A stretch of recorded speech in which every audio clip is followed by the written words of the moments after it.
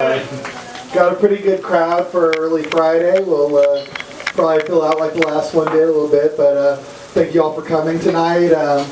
I'm here as your host, Eric Allgood. I'll be hosting as we welcome you to Texas Powerhouse Comedy. Brian Breckenridge will be your headliner tonight, and I don't know if Charlie intentionally did this when he asked me to host, but you actually have a Texas bookend, because I was born in El Paso, Texas, on the border. 80% Hispanic. I went to a public school that was about 80% Hispanic. And I always knew that the kids at this school really liked me because they would always yell out, "No mama's way!" Which I was told means you're a nice friend. And they would always say things like, "Chenga tu madre, pendejo," which I'm told is "have a good day." And they would say things like, "Tiene un culo más grande," which means you have a giant asshole. I don't know why they, I do not know why they sexualized me like that at such a young age. But yeah, no, growing up in Texas was great. We had Don't Mess with Texas, biggest state on the block. You could fit 3 whole United States inside Texas. It's a great. Well, we always had this like little stereotype when I moved to Illinois at 13, which is a great time to move, by the way. As I was surprised I didn't have like this like this crazy stereotypical accent. So obviously on the first time that we had some sort of like theatrical act out, like I came in there was like, "Howdy y'all," just wanted to rub it in their faces a little bit. Yeah, no, I'm here, almost on time with my depression here, but I think I want to get started with the comedy real quick since we are running a few minutes behind. Our first act, he's a very, very hilarious comic. He ran the Don't Be Afraid of the Dark show and accompanying podcast for the longest time. He now runs the High Tone Kitchen, and his comedy album's available on Amazon. I can't say enough about this guy. Josh McClane, come on up. Yay! I was on a festival, Eric. This made me think about you. I was on a festival. Eric's one of the most professional hosts in town. For those of you that don't know, he actually cares and looks up stuff. I was in Texas, and the guy they had on a huge festival, like corporate people were paying for it. The guy couldn't host to save his life. He brought up his mom in between every person, and then got names wrong. Oh, and so I just want to say thank you, Eric. Anyway, how are we doing tonight, everybody? I just wanted to start off a little weird. Sorry, I am fucking exhausted. I'm just burning the candle at all the ends because why not? Because the meteor can't come quick enough, can it, guys? I just like. I like to do is pass on there's some things I can pass on to help you, I guess. Like we live through weird times where like we don't really trust anybody, we don't really want to, listen to anybody else, it seems half the time, but I figured out a way where you can just fake it, to fake it through, because we all have to fake it, right? We all just got to get through, we all have jobs we have to do, we all have people we work with we don't want to have to work with, but we do, so we try and pass on to you. What my mom passed on to me is her way of getting through life, and that is a big glass of orange juice every morning, just to brighten you up right in the morning. A big glass of V8 for lunch, because it gets all your vitamins, all your minerals, and for dinner, just 48 Percocets.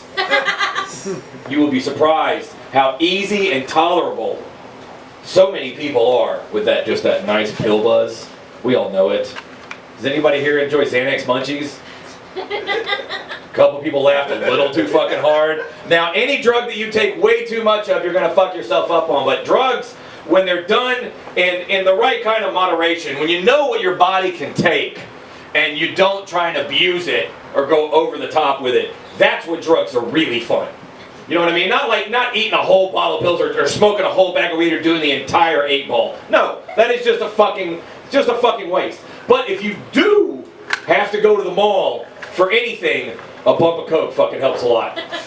Not a lot, not a big line, not a gacker, none of that kind of shit. If you have family if you have family that you have to hang out with for holidays, we all have that. We all have families we have to have. For years, my grandmother and that side of the family thought I was a drug addict because when I was around them, I was nervous and wouldn't eat because I don't fucking like them. That's what happens when you get around people you don't like. You get nervous, you don't want to eat. Then I realized, Eric, that if I ate half a bar of Xanax before I went to Grandma's house, I could just sit there and listen to her rattle on for fucking hours. And when dinner's ready, I am ready to fucking eat. And then all of a sudden, Josh, you're so healthy. Life must be going good. And I'm all, man, it is great. Can I have some of that ice milk? Because I'm fucked up enough where that sounds good now. When you go out to dinner, I have some friends of mine that are on vacation right now. And every night when you're on vacation with your significant other, there's that choice of, well, we should go to dinner, but we're on vacation, so we should fuck. Because that's what you're supposed to do on vacation. But when you've been together for more than just a little bit of dating, why would you ever go to dinner and then fuck? Like, I get it when you're just dating. I get it when you're just meeting somebody, because that dinner is you, how much is this asshole gonna lie to me? That's all dating really is, right? But like, so I get why you do that, but I've been with my wife for 10 fucking years, and we don't get to go out to dinner very much because I'm a busybody, selfish prick. So when we do, I want to eat everything. I want to eat it all. And my wife is like 6'4", and I am 3 feet tall. I am 3 feet fucking tall, right? So it's not fair that I have to make that woman come with a stomach full of paneer and naan bread? You know how hard it is to make her come in the first place? I'm tiny. I have to stand on a fucking phone book just to hit the G-spot. Before my wife and I have sex, I have to go powder my nose, which is just me going and stretching in the fucking bathroom. And it's worth it. It's worth it. There's a reason it took 3 fucking movies to get the Ring to Mordor. Cause it's worth it! Cause it's worth it. I'm weird tired, man. You know that tired where you're still, you're happy where you are in life, right? Or you've at least got enough things going to where you don't pay as much of attention to your depression. That whole thing where like, oh, I'll deal with that in the morning when I decide not to kill myself again. You know what I mean? But that got nothing. That got nothing. Like, that wasn't even awkward enough for someone wanting to agree with that. That's like when I say it's wasteful that I'm straight, you know, with no gag reflex. That's a waste. I should be making so much money in porn. All the fucking time. Tried it twice. Did not like it the second time. First time, he was very nice. Very sweet person. So I was like, maybe this is the way to go. It wasn't that bad. Second time, I got slapped in the mouth. I'm like, oh, is that a regular thing? But apparently it was. My ex does it too. Anyway, so. But fuck man, I don't know. I don't want to be up for too long for some. I don't want to waste anybody's time. So I like touring. I got a couple things real quick. That's why I like touring. I like finding out about other places a lot, because if we find out about other places and other people, we're not as big dickheads. You learn how someone else's lives, no matter who the fuck they are. You learn how they live. You learn a little bit more about them. You just find you find out we all smoke fucking pot. Is my point. So, but that's the hope. That's what you hope. I love truck stops because I'm American and I like shit I don't need. I love buying shit I don't need. I fucking love it. And I love truck stops because they're the apex of a little society there. And I walked into a truck stop one day and they had one of those turnstiles with big fucking knives all over them. Knives that are useless! Useless! But they're knives! And they got words burned into them, names burned into them. And I've got Hot Topic tattoos, so I wanted one. If you can tell, this is a Slipknot logo. That's a joke. It was worse. It was a Primer 55 logo. But I'm in there and I'm looking for Josh. And before I get to Josh, I see one that says Jesus. I see one that says Jesus, right? And I'm like, why would Jesus need a big, huge, burn name in, pig sticker, fuck you, I have a little dick knife? And I was thinking about it, and I was like, I don't know, man. If Jesus was real, let's pretend for a second. If Jesus was real, let's say Christopher Nolan directed Jesus, he would need a knife. That Jesus would need a knife. Because, like, let's think about it. Jesus hung out with 12 dudes and a chick 24/7. 24/7. That's like basically either being in an improv group or being in Slipknot. Can you imagine how bro-y those dudes got after Jesus like healed somebody or did something cool? All those dudes like, get up, pussy, come on, Lazarus! They're all high-fiving and chest bumping and shit. Jesus got to put that shit on fucking hold because he is the host of hosts. You can't have that kind of rowdy shit. All of a sudden you see Peter, he's being a dick for the third time today, of course. That's just for Sarah, whoever had to listen to Catholic school. Of course, so Jesus has to walk over to Peter. Peter! Peter! God damn it! Jesus walks over and just fucking prison shanks the fuck out of Peter. Will you shut the fuck up? And he looks at him and he goes, are you gonna be cool? And then he heals him and forgives him because apparently that's what Christians are supposed to do. My grandmother absolutely loves that joke. So, I was a rap metal drummer for a very long time in my early years in a band called Burner 55, and we toured blah blah blah. And it's crazy how nothing really leaves you. I was very into that time of my life. I was on MTV for a hot second, so like I knew so much about that era that it sucks, but there will be a part of me that I'll never be able to not love the early 2000s, which is pretty pathetic to a certain degree. So you just go with it. So people send me shit all the time. My mom sent me something the other day that the title of the article was "The Bands That May Have Influenced the Columbine Shooting Massacre." Now the fact that that's written alone in 2018 is fucking kind of weird. But it's a thing nonetheless. Bands that may have influenced the Columbine. We all remember what Columbine is. It's when those kids that weren't popular enough decided to shoot the kids that were a little more popular than they were. And that's it. And that's fucked up. That's not even a movie. There's not even a plot. That's why there's no Columbine movies. Because there's no fucking plot. Wouldn't that be great? Dwayne The Rock Johnson has to fucking escape Columbine? That would be so cool! No, it wouldn't. So I'm reading this, and these are the bands that may have influenced the Columbine Shooting Massacre. And at the top of the list of bands that may have influenced the Columbine Shooting Massacre are Marilyn Manson and Slayer. And you know what? They deserve that slot. They've worked for a real long time. You get it. They put out millions of records. They toured for years. If anybody deserves to be at the top of the school shooter list, it's Slayer and Marilyn Manson. What's weird is where their music taste drops off after that. It's Slayer, Marilyn Manson, and then like Seether and Evanescence.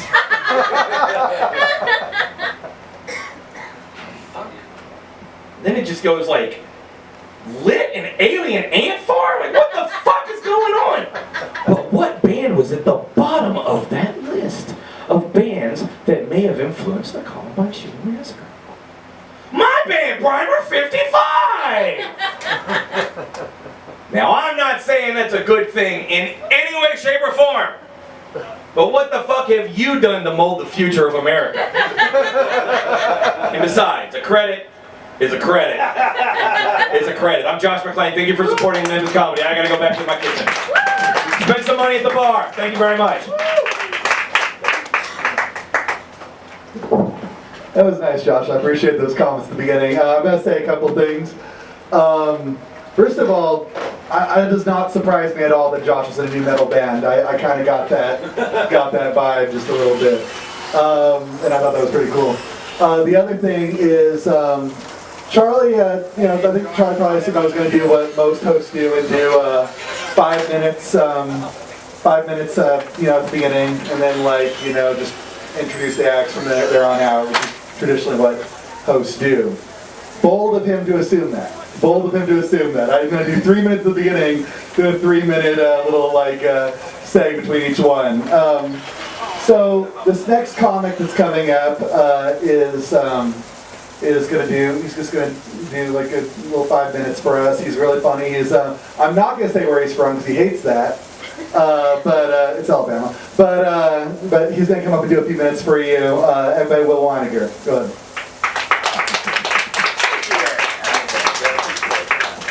Yeah. I'm from Alabama, y'all. I'm not used to drinking PBR out of a glass bottle. Like y'all are fancy here in Memphis. This is great. Damn. I don't know. Is this cultural appropriation? I don't know. Like it looks like the Hispanic. Anyway. Sorry, I spaced there. I'm from Alabama. And I'm very happy to be out of Alabama, just because now I can use Tinder again. Like, cause if you're in Alabama, like, using Tinder, like, that's how you end up fucking a cousin, like, again. I am on Tinder though. I like Tinder because I get to rely on my personality like a real person, since I'm not like tall or handsome. Like, I'm tiny and adorable. Like, I understand that. And a buddy of mine, he yelled at me about it. He's like, man, I don't know why you're on Tinder. Nobody needs anybody. Nobody needs anybody. Bullshit. I need people all the time to get stuff off the top shelf for me. Alright, that's what it says in my Tinder profile. Looking for a strong woman to give me a boost. My roommate put the bread on the top of the fridge again. I need a sandwich really bad. I think my favorite profiles are the women that are like no dude under 6 feet, no dude under 6 feet, because those are the ones I always swipe right on. I like to send them messages. I'm like, hey, smiley face. Should we exchange numbers, or should I just look it up in the phone book I have to sit on to drive? Or hey, smiley face. Well, we meet in a bathroom somewhere. You can wrap your arms around my waist and lift me up to the sink so I can wash my hands properly. My personal favorite. Hey, smiley face. Why don't you and I meet up in public somewhere and you can sit on the curb and I can climb on your shoulders. I've never seen a parade before. Hey, Kate, come on in. It's fine. You can join the people. Kate Lucas, everybody. Yeah. That's how we get it. I'm very tired today. I'm a little out of it. I got home really late last night, and I was trying to sleep, and I kept hearing this noise coming from like the living room. It was just like this obnoxious fucking noise. I didn't know what it was, and so like it was very like creepy too, because like I thought it was my roommate, so I was like, hey man, is that you? And I didn't hear anything. So I like start creeping towards the door, and like the noise is still going on, and I look in the living room, and like it's just blackness, I can't see anything, but I start hearing this ungodly slurping sound. It's like, what the fuck? So I go closer to investigate, and I flip on the light switch, and Eric Allgood, what do I see there, drinking my orange crush, but a yak? 1 minute.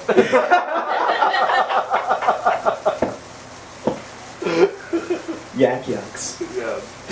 Love it. I had a date with a single mom recently. It went pretty well. You know what I'm saying? Eric knows what I'm talking about. Date with a single mom going pretty well. Yeah, it goes well. And you wake up the next day with a weird itch. You know what I mean? Yeah, it's happened. I'm sure. Yeah, you have to go to the doctor. And then have to make that awkward phone call and be like, hey, I have lice. Should probably have your kids checked out. I had another day here recently with a girl who went really well.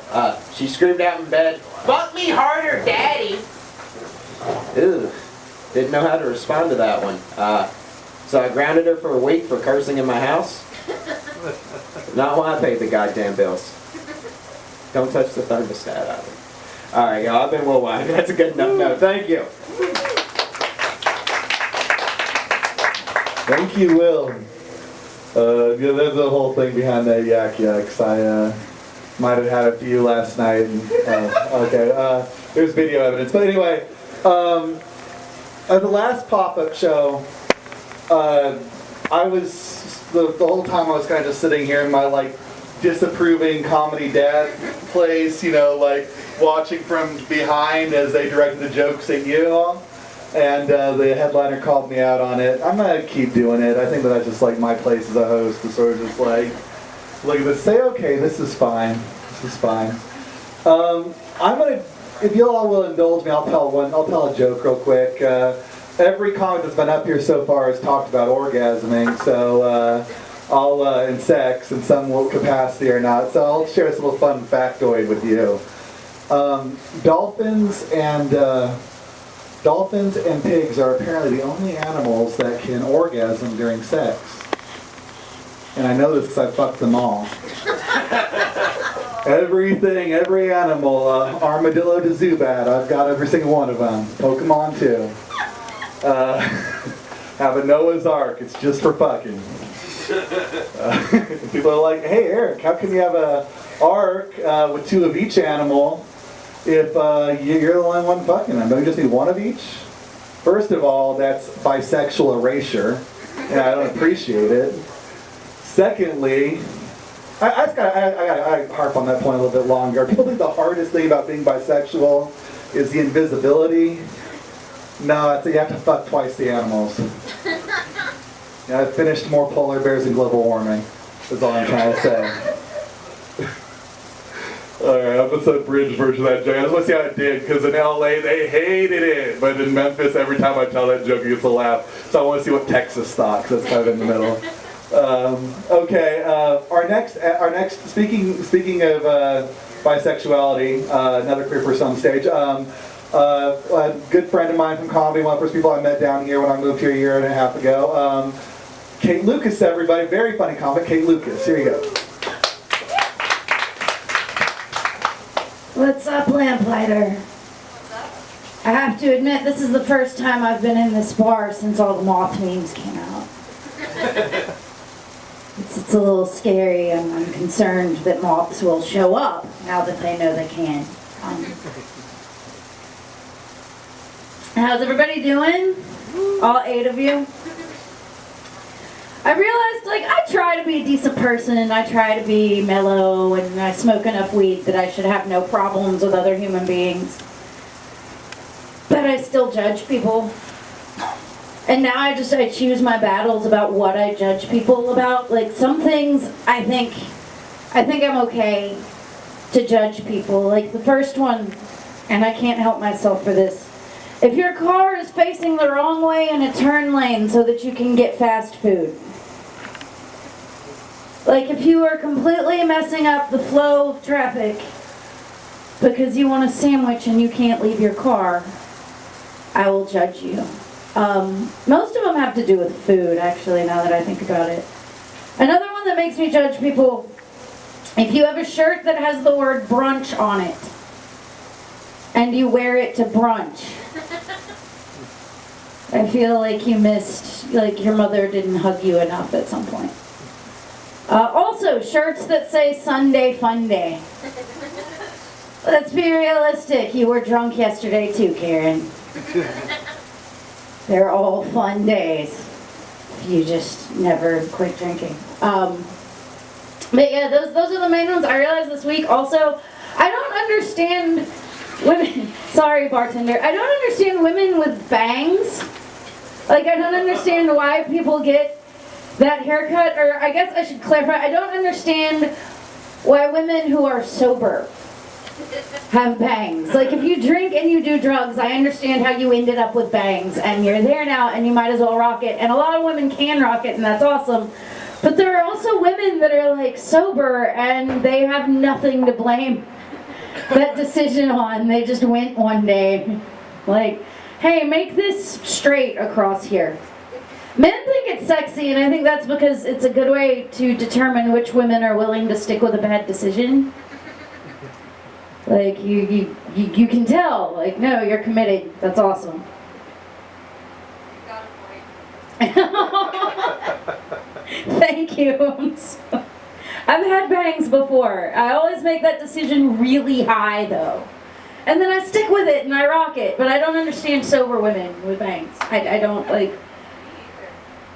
yeah, I mean, all those meetings are sad enough. Maybe that's why. It's so that you can see the world through a film. That it replaces the booze. You just have hair now. That might be it. I am 37. I'm too old to be in this bar. I love being my age, though, because my generation is the generation that grew up knowing, and I mean, goddamn well knowing that we had to fight for our right to party.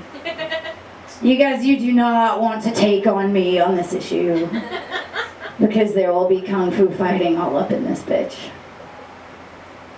2 of you are laughing. that means that one of two things has happened. Either you get the joke and you're not laughing because you're too shy.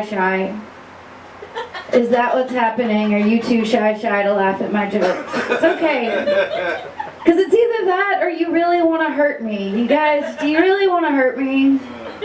Do you really want to see me cry? I mean, I'm up here practically tumbling. I will tumble for your love. And you guys have given me nothing but shattered dreams. Feels like I should run away. I guess these are the breaks. Well, here I go again on my own. All right, that's enough of that. No, another thing about being my age is that I don't give a fuck about the things I worried about 10 years ago. It's glorious. Like, things change when you're 37. Dirty talk is completely different now. It used to be like, hey, baby. And then shit I won't say. And now I'm just like, blinds fell out of that window. I really need a curtain on there. So I'm like, hey, want to come over and put a rod in my gaping hole? No, I'm not fucking you till there's a curtain over the window. You really have to put your rod in my gaping hole. Alright, I'm gonna go on that note. You guys, I've been Kate Lucas. That Kate girl with an 8 on all the social media.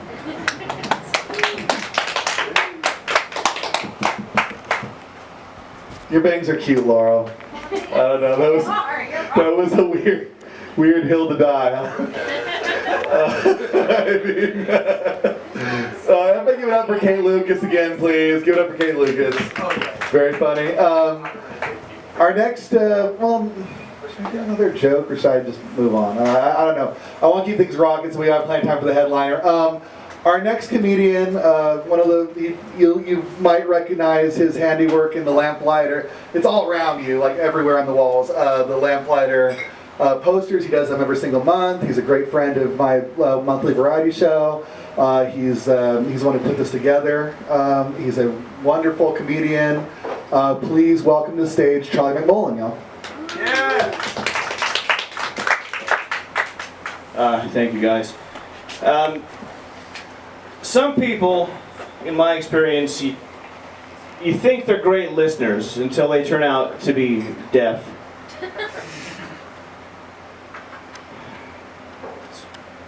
You think you know somebody. Like, I don't know a whole lot of sign language. The only sentence I know in sign language, I learned because somebody once told me that comedy is a waste of time. So I was like, okay, we'll see about that. So I learned how to say how many fingers am I holding up in sign language. And I said, that was a waste of time. Do you see the difference there? It was in defense of my art. I don't know. Like, have you ever tried to be...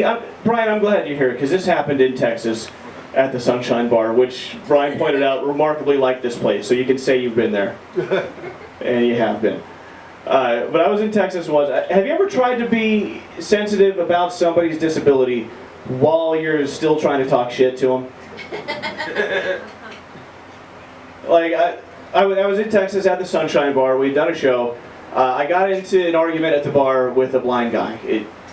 This is why. There's a rule for blind people. They're allowed to bring adorable dogs into bars that no one else is allowed to pet. It's kind of not fair. So his friends came to pull him away, and I wanted to say something kind of threatening, but I didn't want to be a jerk about him being blind. So I said, "Hey man, you better listen to your back." Just didn't have the same punch, you know. His friends were like, "Do you say listen to your back? What does that even mean?" I don't know. I try not to offend people if I can help it. Sometimes, speaking of German Shepherds, this is one thing else that I noticed. I'm going somewhere with German Shepherds. Most people's initial reaction to a German Shepherd is the same as my initial reaction to a German person. You know what I mean? Like, you seem very nice, but I'm still scared. You know, you seem very well trained, but historically I know what you're capable of, so. Let's just keep Hans at arm's length, you know. I do wonder about that. I wonder if German Shepherds get the same stigma at the dog park as German people get at the regular park. Wouldn't be fair. German Shepherds would be like, yeah, that's my fucking great-grandparents. Don't be a dick. Let's see. How pissed off do you think dogs would be if they knew we had a dessert called Death by Chocolate? It's a little insensitive, right? Like, we're just having fun with the concept. And it kills dogs instantly. Like, hey, piece of shit, my wife ate chocolate, so... Didn't expect this shit at a comedy show. Let's see here. I don't know. Do you guys... A lot of dogs in Memphis. A lot of dog shit in Memphis. I'm assuming that there's a lot of dogs that go with that, but I seem to find it everywhere.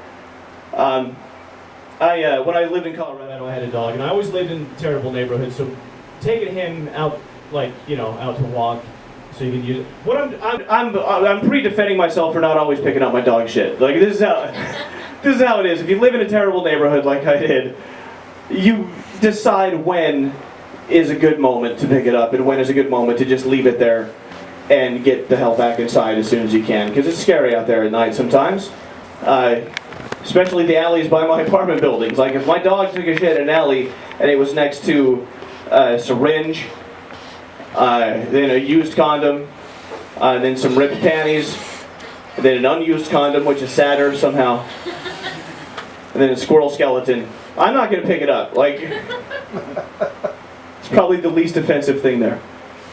I don't know. And plus, if you do pick it up, you're carrying a bag of shit. If I get mugged in the night, there's not a force in this world strong enough to prevent me from slapping a guy with a knife in the face with a bag of shit, for which I will be murdered. Rightfully so. It's gonna explode on his face too. Like, he'll kill me out of rage. In fact, if he had a gun, he would just stab me with the barrel of a gun. Because he's that mad if you slap someone in the face with dog shit. It'd be like slow motion, like a fight scene in a Guy Ritchie film, but scat porn if he did that.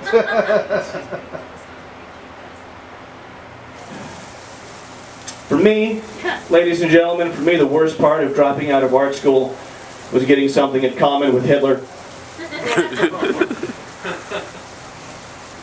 Best believe I'm hanging on to both my balls. If I lose just one of them, I'm just going to take myself out. Like, I see where this is going.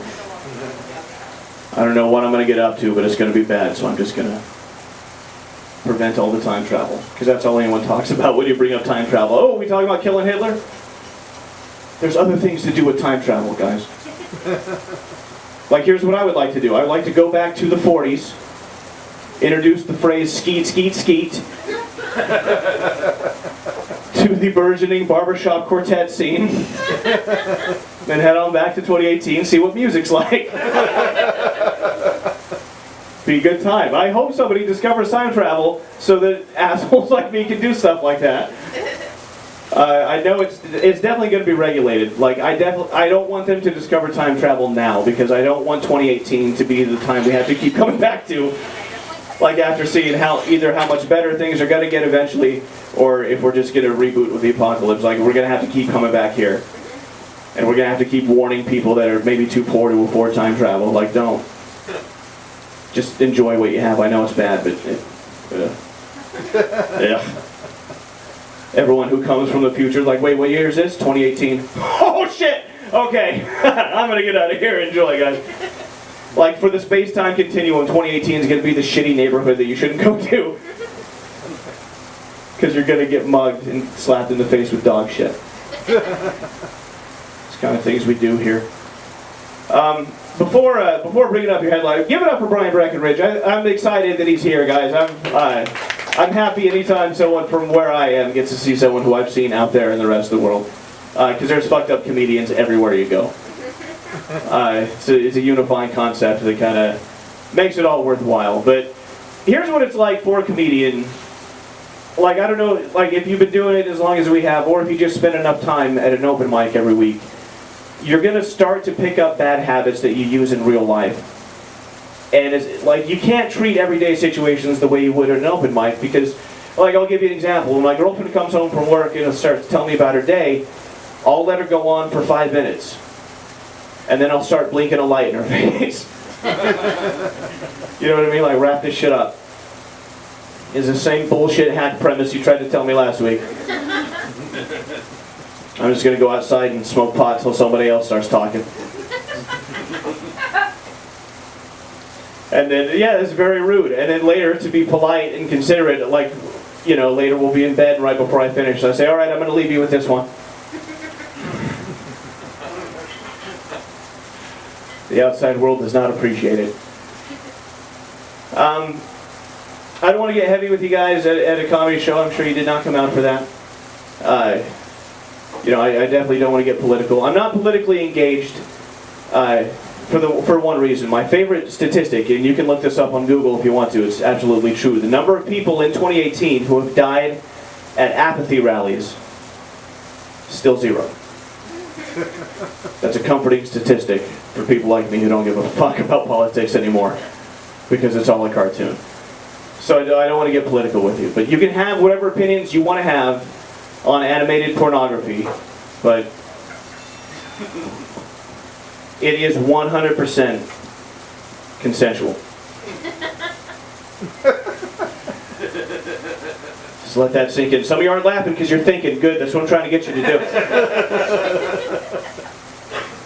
Nobody in an animated porno movie is doing anything against their will. I don't know if you know how animation works, but you would have to draw pretty goddamn fast for a cartoon character to be taken by surprise. I have run the numbers, it's damn near impossible, so I say no one's getting hurt. You do you, weirdos. Tentacles aren't feelings. I do watch a lot of documentaries in my free time. I watch a lot of true crime stuff. I don't, unless it's genuinely interesting, I don't recommend it because it'll fuck up your sleep if you just have a passive interest in it. Whenever I see something about a schizophrenic serial killer who is told to kill people by his cat, my first reaction is to be jealous of the support he's getting at home. Comedians especially aren't used to that level of support from people they live with. This guy's cat is telling him that he's doing the Lord's work, that he should keep on killing people. And then at home, my cat is like, maybe comedy's not for you. Maybe go back to art school, knock out that graphic arts degree. We're fucking around at open mics. We're hungry. That's why I like dogs. I will carry anyone's shit for that level of support for my dream. Before I go though, one other documentary that I would like to mention. I saw something on Helen Keller on Netflix. If you don't know Helen Keller, I'm sure you do, but if you don't, she was born in pioneer times. I didn't pay close attention, I don't know when it was. The olden times, you know when it was. She was deaf, blind, could not speak, could not communicate with the outside world until one person broke through and taught her language through a system of hand gestures. And it was amazing, because once she learned language, she said all this amazing shit. And at the end of the movie, they put up this website you can go to and read all these quotes. And I went there, and for like the whole rest of the day, I was reading these Helen Keller quotes. And my favorite one that I found was when Helen Keller said,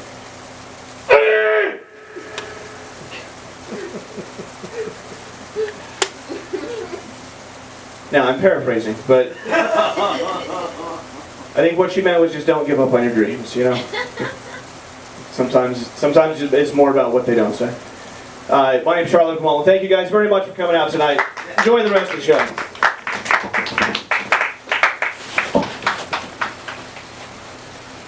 Charley brought up hentai, so I'm going to tell one more joke. Well, two jokes, really. Founder of the computer and incels. I think that Bill Gates has a small bad dick. He named his company Microsoft. So, I don't know. That's what I get from it. Alright, that's your one-liner for the evening. The second thing is incels. An actual thing. This actual thing that keeps, like, getting steam in the online men's rights gross community, right? Like those little fuckers online who think they're entitled to sex because they don't date people like Instagram models or anybody at all because they're toxic people. You know what? Nobody will have sex with you. Nobody in the world. Incels. I'm directing this to incels. I'm pretending you're all, I know you aren't, but I'm pretending you all are incels right now. Nobody at all. Have you ever stayed at a hometown country buffet until it closed and then seen who was there? Have you ever browsed Grindr at 3 a.m.? Have you ever tried being a Trump supporter? I mean, like, you will find people who want to who want to fuck you. But if you don't, incels, I will fuck you. I will fuck every incel in the world because we are at war. These people are definitely the next Nazis. Like, you know, I will fuck every incel on earth. If that becomes my life's mission, if that's me, my Mother Teresa moment, I will fuck every incel in existence. Because we're at war right now, and we all gotta take a few Microsofts, is all I'm saying. All right, thank you. All right. So our next guy is the Texas Powerhouse himself, Brian Breckenridge. I want to say a couple things, Brian. As is customary with these pop-ups, I don't like you. You go as long as you want. We have this all being recorded. You know, like that guy's professional. It's gonna be beautiful footage. Like, go as long as you want. Do everything you have. Hit him with everything. Whip him up into a frenzy. Start a riot. Like, have fun with it. You have the rest of the night until 9 o'clock is yours. So, Brian, have fun with it. Here you go. Thank you. Thank you. Guys, give it up for Eric. August, is that?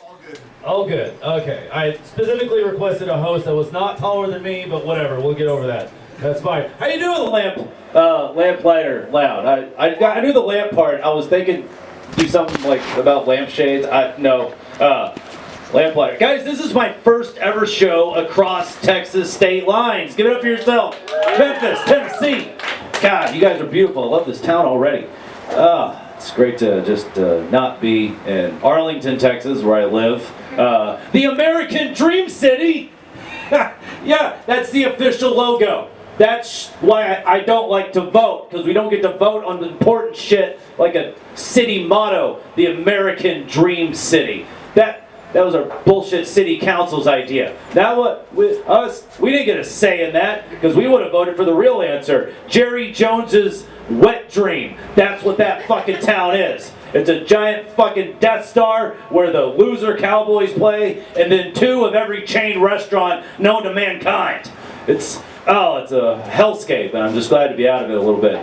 But I'm doing good. You guys doing good? All the dozens of you here, yes, you're doing good.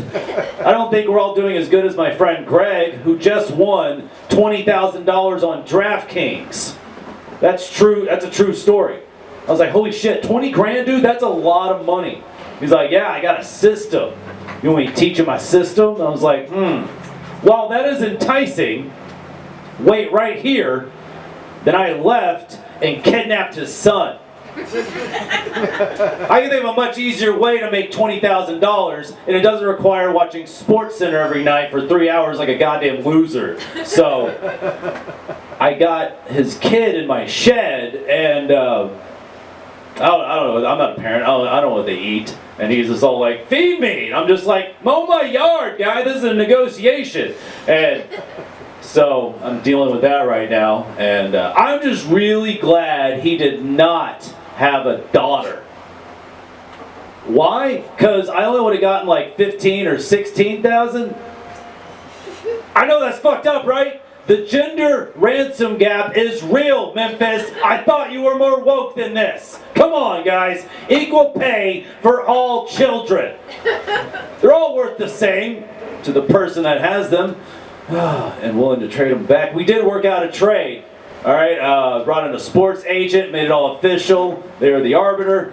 He got back his firstborn child, and in return, I got back a stepkid and 2 babies to be made later. All right, got a couple sports fans in the house, because that's how sports work. And human trafficking, apparently. So, that's how you start off, with a good old human trafficking joke. That's fun for the whole family. Especially when they're complete once again. Okay. I was making love to my lady the other night. Getting down to business. Of course, we got to set the mood because we're white and cheap. We got the satellite radio playing. Not the one you pay for, but the one that comes for free with the satellite radio subscription. Mid-900s. We got it set to 90s R&B. As we get down to business and assuming generic white people's sexual positions, missionary, Genuine's Pony starts playing. You all know that song. It's boop, boop. It's a burp on a loop for about 4 minutes. And when you're about to insert yourself into your lover, his voice starts doing things to their body that you couldn't accomplish with anything that you can do. And I get a little heated when this happens, but guys, just so you know, no, it's not like it's a race thing, okay? Just want to let you know that. Hey, I've had sex to all 5 Hootie and the Blowfish albums. That, ladies and gentlemen, was a great night. By the 3rd album, I'm all, only wanna be in you. And you slap on a cowboy hat and go play a casino. That's what Darius has been up to. What are the rest of the Blowfish up to? Nobody fucking cares. He left them in the goddamn dust for that hot casino money. Alright, I need your little participation on this part. Guys, my family is so white. How white are they? That's beautiful. I have a memory of witnessing my older sister applying ketchup into salsa. Pace. Mild salsa. Or as my uncle calls it, hot sauce. Because they're so fucking white. I can't go out to eat with these people anymore. I can't. It's always a fucking Chili's or some unoriginal shit like that. And everything's just wrong when it comes out. They come like, well, there's fucking 20 of us. They can't get it all at the table at the same fucking time. It's not how it works. No one's ever worked in a restaurant before. Every time I go out to eat with my family, I park in the back next to the dumpster. Why? Because that's where our waiter is going to be pissing all over social media on my family, and I'm like, I go there, and I'm just like, I give them an extra $20, because whatever they tip is not going to be enough. I give them like 5 extra smokes, and an apology, because I can't go out to eat with these people anymore. I pretty much grew up in a bowling alley, if that's not, any bowlers in here? Yeah? Bowling alley rats? Yeah, oh, it takes a special breed. This is what happens when you're a bowling alley rat, then you graduate to mall rat, and then some comedian. That's what this becomes. And guys, my dad is a damn good bowler. I'm proud of him for that shit. He's bowled 5 300s. In league, that shit's official now. It is official. It's on a plaque at the American Bowling Congress, which I am not shitting you, is literally down the street from me in Arlington, Texas. Yeah, we got some cool shit to see. And I talked to him. I know my dad's got a 6th one in him. I've talked to him about it, and when my dad, Danny Breckenridge, bowls a 6 300, I'm gonna make that shit a cock ring. Yeah! But I'm not getting the size for that. He can figure that out, but he's getting a cock ring out of the deal, because the guy's fucking earned it. That's also why he's divorced from my mom. Too much bowling alley pussy. Yeah, it exists. You just haven't spent enough time there. Is it? The 70s weren't just the heyday for bowling alleys, guys. It's coming back. I guarantee it. Let's all go to one right after my set. All right. Have some fun. My best friend recently had a kid, and I am not taking it well. Why? It's made the act. It's made the act. I've come down to Memphis, come up to Memphis. I don't know how you think geography works, but I think north is up. I've come all the way to Memphis to tell you about someone you don't know, because he's ruined our friendship with this child. And it is, I'm childless. My lady and I, we have no kids in our future, and I thought me and him were going to be besties for a long time, until he knocked up his own goddamn wife against my consent, and I'm not taking it well. I've left. Once I found out the way we all find out somebody's pregnant, through Facebook, and they post the picture of the sonogram, and you're scrolling by, and you're like, oh, what kind of fucking stupid filter is this? So grainy and everything. God damn it, she's pregnant, and she was, and then she had the kid, and I left him some voicemails, some very heated, angry voicemails, because he's not answering the phone anymore because he has 3 goddamn jobs, because he has a kid. And he You can't afford anything, and can't afford this friendship apparently either. So I'm just pissed off. I'm like, Philip, what are you doing to me, man? What are you doing? What'd you do to this? Everything that we built along the way, all the weed we smoked, the drugs we did, the bands we saw, all the chats. Remember when we were on mushrooms or we were looking at each other deep in the eyes, we were crying, and you're like, we're brothers of the astral plane. I'm like, yes, we are. We are. Why did we practice all those times putting condoms on each other if you're just going to go forget what we learned? If you're a man here and you didn't laugh at that joke, I'm sorry you've never had a best friend before. That's what you do. You help each other out to prevent such tragedies as this. My friend, I got two best friends, and their dicks are a big influence on my life. It's weird, but it's so fucking true. Because it's also made the act. So one friend whose dick has been very busy making a kid, he knocked up his wife. Apparently he's got a big one. Apparently very girthy, I've heard. I started to know about it after back in like late high school years. I watched a program called Puppetry of the Penis. Anybody here ever seen that? These two Aussies or New Zealanders, doesn't really matter, but these guys have made a career over making fun little shapes with their dicks. If you need an example, there's like that, yeah. But the microphone is not malleable enough, and I'm not gonna commit a crime to demonstrate just for this joke. But they make like shapes with like the hamburger, the Loch Ness monster, and they're pretty self-descriptory. That's not a word. You know the difference, guys. You've made probably most of these, throughout puberty and probably to this day. And I was just like, guys, there's this whole puppetry of the penis thing. And I told them about the wristwatch. And then that's when I saw a gleam in Philip's eye. He was just like, oh. And he went to the back room. We're like, where's he going? And he came out, pants just slightly ajar, with the wristwatch fully engaged. Just neck meat. I saw no head, I saw no balls, but he could fucking do it. He did that, he's like, guys, it's the wristwatch. He even drew like little hands on there. He's like, hey, look, it's cock-a-clock. I was like, that's really clever. Even the guys on the show didn't even do that part. So, like I'm doing now, I told a lot of people about his dick, and it got around. It even got him a date with my friend's friends. Because of course I've told her, she likes a good dick story, and she told that to her friend. They went out on a date. Date was going well. They went back to her place, and they're getting down to business. And this is where I really thought I should stop talking about my friend's dicks, because they're in the bedroom. The mood's set.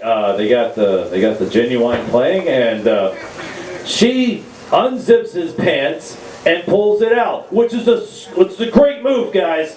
Great guys and gals, I don't care who you're fucking. Pull out, unzip, and unveil. That is a sweet move. It really helps the guy's ego. It just doesn't matter how big or small you are. Unzip and unveil. It's a hot maneuver. Until she's got it in her hand, and she's like, oh my God, Brian was right.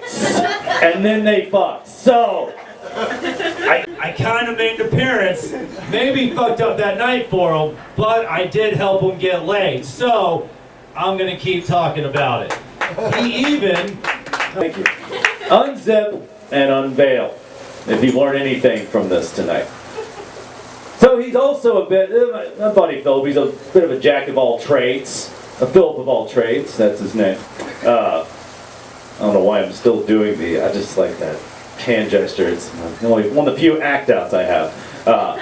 He's a bit of an actor as well. He's a musician, a writer, but a bit of an actor. And he got a part to play, a very artsy, experimental kind of a play with live nudity. And I was just like, go on.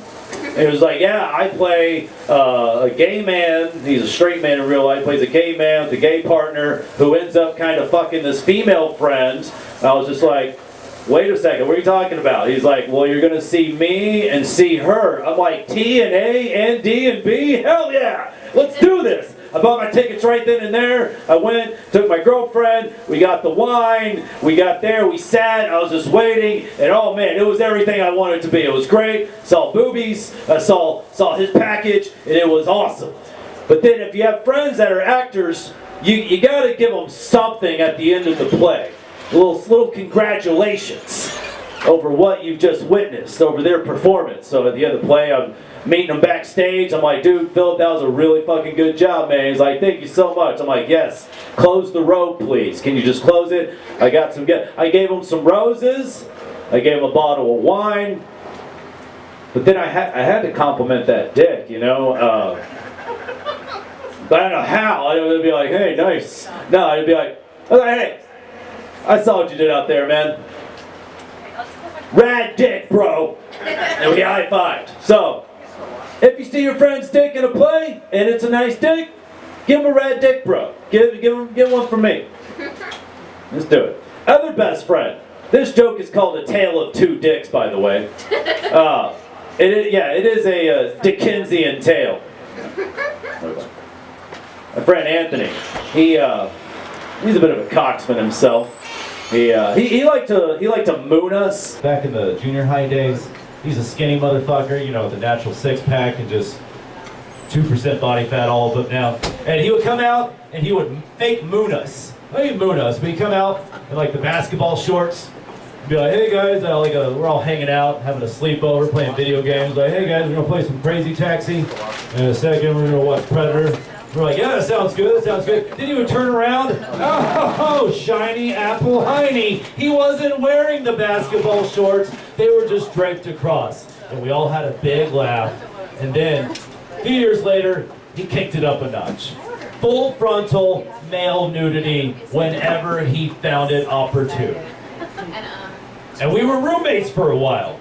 And it's our fault for laughing so much and really enjoying seeing his dick at random intervals. So he would just walk around with a hard to semi-hard dick, just like, and we were roommates, and he would just, when nobody else was there, would just whip it out, and I got a little tired of it at some point, so we're just sitting on the couch, I was just trying to watch Golden Girls, just having a good time. And I would see him get up, take the laptop into the kitchen, which I should have counted as a red flag. But he comes back the other way, and next thing I know, I got his goddamn dick shadow dancing on my face. And I can't look him in the eyes, because then he wins. I'm not gonna let him win. No, I just keep looking, I keep flipping channels, and it's just there, inching closer and closer. He's not gonna molest me and like put it in my mouth, but he's testing my patience here. And I had to make him stop. I had to prove a point. My name's on the lease. I'm the man of this house. So I grabbed it and I sucked it. I sucked his goddamn dick in our living room, and he only did it a few more times after that, but I think I got the point across. But Anthony and his dick did get himself into a little bit of trouble. He works in the film industry now, and it's a very independent kind of gig economy, which means a lot of texting and a lot of emails to get jobs, to make your money, to pay your bills. Well, he's also a man about town, so he was also texting a lady who sent him a picture of her breasts. And he's a gentleman, so he wanted to respond in kind. So he went to his bed, and he laid down, and he got his phone out. Remember, he's in the film industry. This guy knows lighting, okay? He got backlit, he got it there. He was on the bed, he put his phone out, from head to knee, he just had his dick in his hand, just, and a classy picture that he thought he sent to her. But instead, he sent to a lady in her mid-50s who was hiring him for a job. What happened to Anthony, you might be wondering? Not a goddamn thing! Nothing ever bad happened to him from this. If anything, it got him more popular. It got him more employment. And it's just the weirdest fucking thing. He just dick in hand, face to the camera, and just what's the moral of all this? I've tried really hard to think about it. What do you get from all this? One, you gotta take chances on life, guys. You gotta just put yourself out there, you know? Maybe hit send on life, you know? And one thing, put your goddamn faces in your goddamn dick pics. You don't know whose dick that is. You need to timestamp that shit, or stamp it with your own fucking face. Put your faces in your dick pics, guys. Otherwise, you're just Google searching that shit, and you're living a lie. That was weird. That was a weird trail we blazed there, I guess. Let's go back to simpler times, before your friends started putting their dicks in all weird places. You remember your first job? Everybody had their first. I hope you've all at least had one job. That's your first job. I think everybody kind of had a similar experience. You're like 15, 16 years old. Your parents are like, time to make your own money, asshole. You're like, why are you calling me asshole? I've just been an innocent kid till then. Like, all right. They help you probably find the job. They're going to take you to your job on your first day. They probably got to take you there for quite a while. And you're like, all right, you're nervous as hell. You've shat out everything your body can shat. You're just nervous as hell. You know, like they drop you off at your employment, and you walk into your employee area, and you walk in, you see some of your coworkers, and I think everybody kind of had a similar harrowing experience. You're there, you're getting ready for it, you clock in, and then you take off your shirt, you practice CPR, and you get to work, right? Am I right, Memphis? Were you guys not lifeguards at a water park for your first job? At the age of 15? How? The government doesn't work. That shit was legal. That was certified legal bullshit. And I'm 15, and I'm practicing saving lives. Yeah, I was a hero at 15, but there was some baggage that came along with it. Every day I have to practice CPR. I'm like, I haven't even kissed a girl yet, and I gotta make out with this dummy. They're like, yeah, put your mouth on it. I'm like, God damn it. And then to resuscitate their heart from the blink of the void, you gotta press on their heart. And remember, it's like the Bee Gees song. Staying alive, staying alive. I'm like, I'm 15. I don't know who the fucking Bee Gees are. Like, well, that's what you do. If you want to save a life, you want to be a hero, don't you? I'm like, I'm just looking for my first hand job ever. Why are you doing this to me? I have to shit again. And that's all I wanted to do was just, I don't know, kiss a girl or something. And I was the second fattest lifeguard, and I looked pretty much just like this 20 years ago. The second fattest lifeguard. The fattest lifeguard is this guy named Adam, and he had 100 pounds on me, and I sent him like a fruit basket every Christmas. He doesn't know who it's from, but he saved me that summer. He just doesn't know. But because all of my coworkers at the water park were high school athletes, young, in shape, fit people taking breaks from basketball, football, volleyball, baseball. I was taking a break from Magic the Gathering and Warhammer 40K. And also my sister's my supervisor, so buy my self-confidence for 10 more years, because she's breathing down my neck. And the only solace I had was through my first paycheck, took that to the mall and went to the Sunglass Hut and bought a pair of bitchin' ass Oakleys. Oh yeah, the ones you can't even see through. You don't know what I'm looking at. You don't know if I'm napping. You don't know if I'm scanning you up and down, which I totally was. Took that shit back to the water park. And I parked myself up on a bench. Worked a thing called the lazy river. I think those are pretty universal. It's just a river you sit in and you float. And you get looked at by horny 15-year-old lifeguards like me. I'm just sitting there like, oh yeah, this is good times.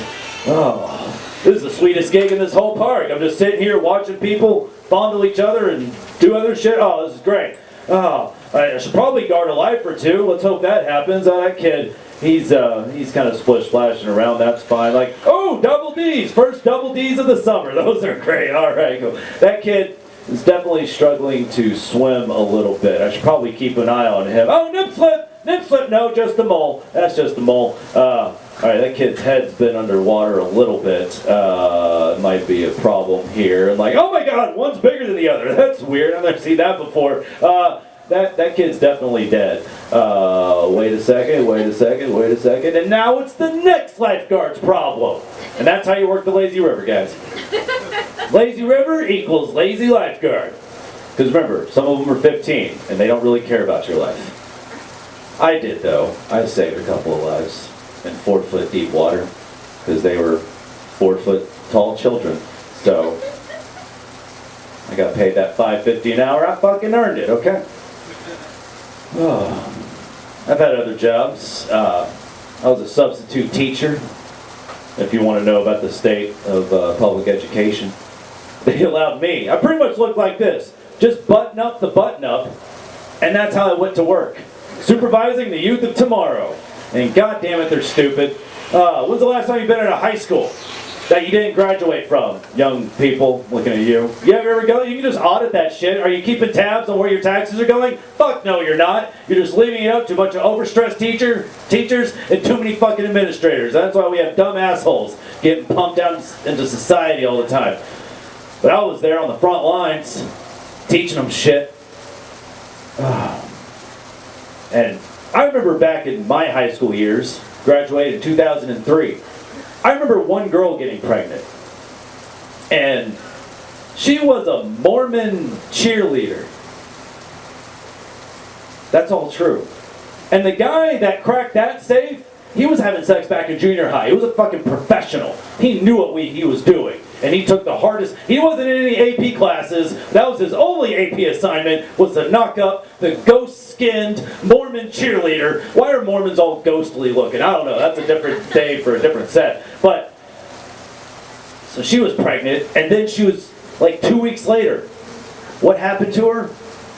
We never heard from her again. Why? Because we had this fun little concept back in 2003 called shame. And it worked. Because they sent her to the other school, on the other side of town, on the other side of the railroad tracks, if you know what I mean. Because also they were Mormon, so they got to shove that shit in the back. So, first day on the job as a substitute teacher, I knew I had to do something to get to reach these kids. First day on the job was actually the first day of school, because that's how burnt out these teachers are. Seriously, I had a sub-assignment the first day of the year. I was like, fuck it, let's go out all guns blazing. Walk in there and be like, hey guys, I'm Mr. Breckenridge. If that's too many syllables and letters for you, just call me Mr. B. What do you kids know about libertarianism?